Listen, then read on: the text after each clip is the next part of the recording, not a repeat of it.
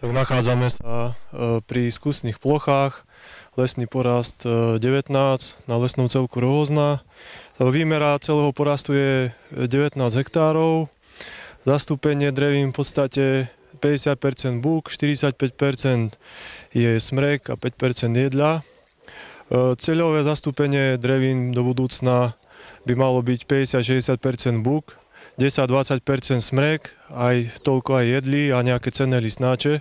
Čiže momentálne prebieha rozpad tej smrekovej časti nepôvodných smrečín na živných jedlových bučinách a kalamitou odkryté alebo náhodnou ťažbou odkryté plochy momentálne buď umelo obnovujeme, alebo prebieha podpora prirodzeného zmladenia práve aj vďaka aplikácie, ktorú chceme teraz testovať, alebo testujeme dronom, buď aj pozemnou, alebo tou dronovou aplikáciou, prípravkou proti burinám a budeme teda vidieť, aký efekt to bude mať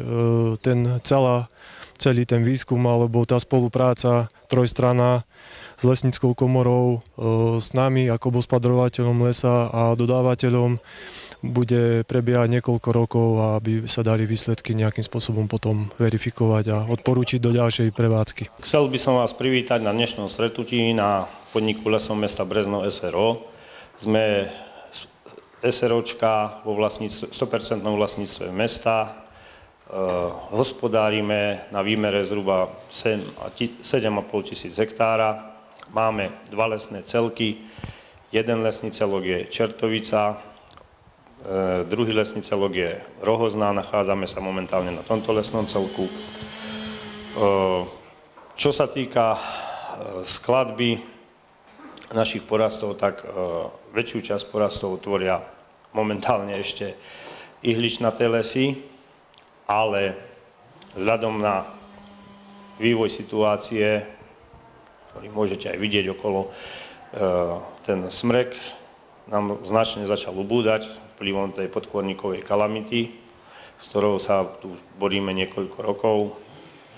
A momentálna situácia nie je veľmi priaznivá v ďalšom vývoji, lebo následne tie rozpadnuté porasty rozvracia ešte aj vietor, potom znova sa tam vracia likožrút a tým pádom nám vznikajú veľmi veľké holiny, ktoré potrebujeme či už zalesniť, alebo podporiť tam prírodzené zmladenie.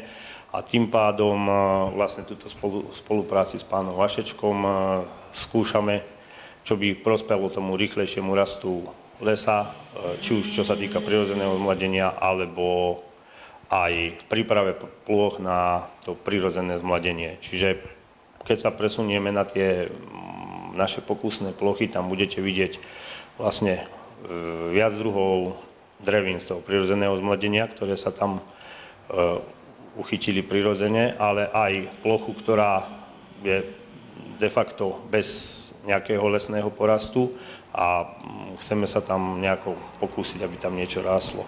Je na zvážení lesníkov, ako by nejakým spôsobom sa postavili k týmto našim návrhom a k týmto našim myšlienkám a k týmto našim technologickým riešeniam.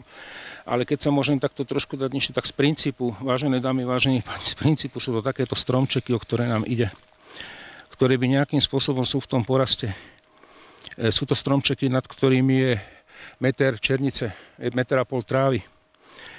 Videli sme, podrobne sme vysvetlili, že je možné dronom vykonať aplikáciu, ktorá odstráni trávu, odstráni černicu a tieto stromčeky nemajú problém, nemajú dôvod zahynúť, nemajú problém, aby nerástli.